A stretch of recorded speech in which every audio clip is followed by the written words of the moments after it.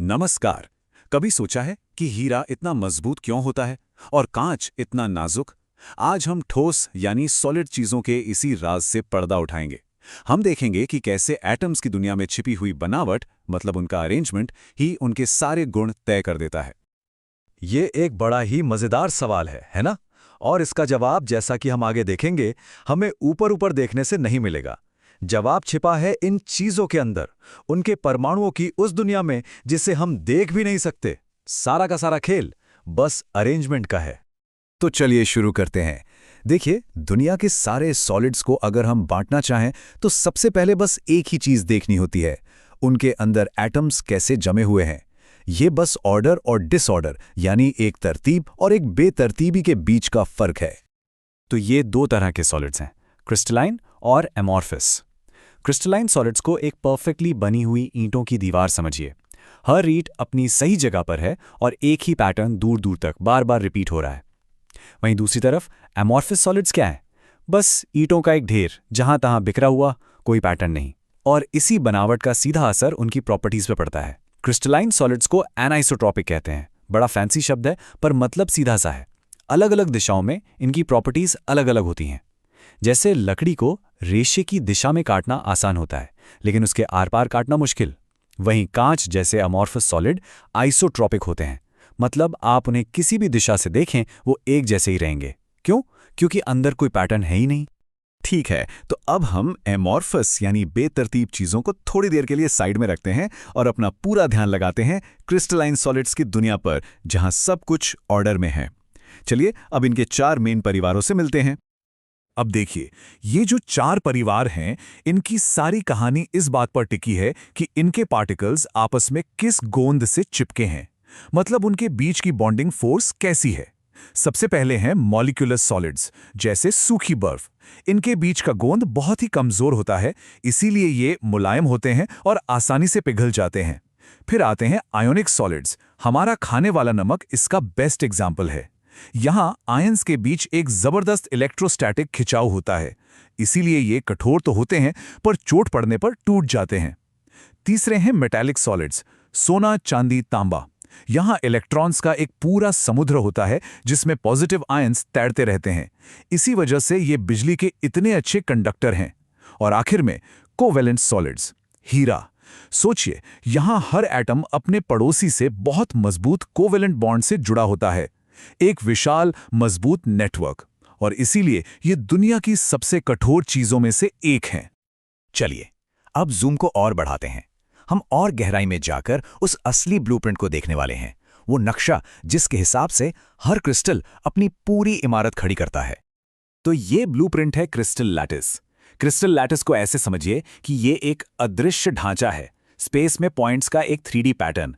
असल में एटम्स इन्हीं पॉइंट्स पर या इनके आसपास होते हैं। ये वो फ्रेमवर्क है जो पूरे क्रिस्टल की ज्योमेट्री को डिफाइन करता है। और अगर क्रिस्टल लैटिस वो पूरा ढांचा है, तो यूनिट सेल क्या है? यूनिट सेल वो सबसे छोटी ईंट है। जी हाँ, वो एक अकेली ईंट जिसे अगर हम आगे, पीछे, ऊपर, नीचे हर दिशा में बार बार रखते जाएं तो पूरा का पूरा क्रिस्टल लैटिस तैयार हो जाता है। ये क्रिस्टल की बेसिक रिपीटिंग यूनिट है। और अब बात आती है पैकिंग की। यहीं पर चीजें और भी इंटरेस्टिंग हो जाती हैं। देखिए, नेचर को ना खाली जगह पसंद नहीं है, उसे एफिशिएंसी पसंद है। तो चलिए देखते हैं कि ये एटम्स खुद को सबसे कम जगह में पैक करने के लिए क्या कमाल की तरकीबें अपनाते हैं। इसको समझने का सबसे अच्छा तरीका है गोलों को पैक करना। मान लीजिए हमारे पास बहुत सारी गेंदें हैं। सबसे पहले हम उन्हें एक लाइन में लगाएंगे, ये हो गई 1D पैकिंग। फिर हम ऐसी लाइनों को एक दूसरे के ऊपर रखेंगे। अगर हम एक लाइन के ठीक ऊपर दूसरी लाइन रखें तो स्क्वायर पैकिंग बनती है, जिसमें काफी जगह बर्बाद होती है। लेकिन अगर हम दूसरी लाइन को पहली लाइन के गैप्स में फंसाएं तो बनती है हेक्सागोनल क्लोज पैकिंग, जो ज्यादा एफिशिएंट है। अब असली मजा आता है 3D में।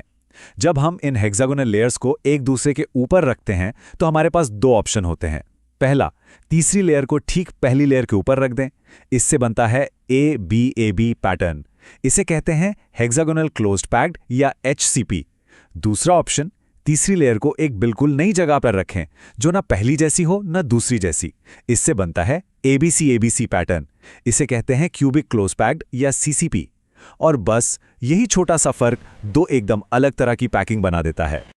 अब एक बहुत जरूरी बात, इन दोनों ही तरह की पैकिंग में HCP और CCP एक चीज कॉमन है, वो है कोऑर्डिनेशन नंबर। ये सुनने में थोड़ा मुश्किल लग सकता है, पर इसका मतलब बहुत आसान है। कोई भी एक गोला अपने कितने पड़ोसियों को सीधे सीधे छू रहा है, और इन दोनों ही सबसे एफिशिएंट पैकिंग में ये मैजिकल नंबर हमेशा 12 होता है। हर एक गोला अपने 12 पड़ोसियों के डायरेक्ट कांटेक्ट में होता है। ठीक है, अब हमारे फाइनल जूम के लिए हम अपना ध्यान एटम से हटाकर उस चीज पर लगाने वाले हैं जो उनके बीच में है, यानी खाली जगह पर। इन्हें वॉइड्स कहते हैं, और जैसा कि हम देखेंगे, ये खाली जगह उतनी ही जरूरी हैं जितने कि खुद एटम्स। तो जब हम गोलों को एकदम कस कर पैक करते हैं, तो जाहिर है बीच में थोड़ी बहुत खाली जगह तो बचेगी ही। इन्हीं खाली जगहों को वॉइड्स या रिक्तियां कहते हैं। ये दो तरह की होती हैं। पहली, टेट्राहेड्रल वॉइड। सोचिए, जमीन पर 3 गेंदें एक दूसरे को छू रही हैं। उनके बीच जो गड्ढा है, उसके ऊपर एक और गेंद रखते हैं। इन 4 गेंदों के बीच जो खाली जगह है, वही है टेट्राहेड्रल वॉइड। दूसरी होती है ऑक्टाहेड्रल वॉइड। ये थोड़ी बड़ी होती है। ये तब बनती है जब 3 गेंदों के एक त्रिकोण के ऊपर 3 गेंदों का एक और उल्टा त्रिकोण रखा जाता है, उनके बीच की खाली जगह। और याद रखने के लिए एक सिंपल सा रूल है, अगर हमारे लैटिस में n गोले हैं तो ऑक्टाहेड्रल वॉइड्स भी n होंगी, और टेट्राहेड्रल वॉइड्स उसकी 2 गुनी यानी 2n होंगी। तो सवाल यह है कि इन खाली जगहों की बात हम कर ही क्यों रहे हैं? ये इतनी जरूरी क्यों है? क्योंकि कई कंपाउंड्स का केमिकल फॉर्मूला इन्हीं पर टिका होता है।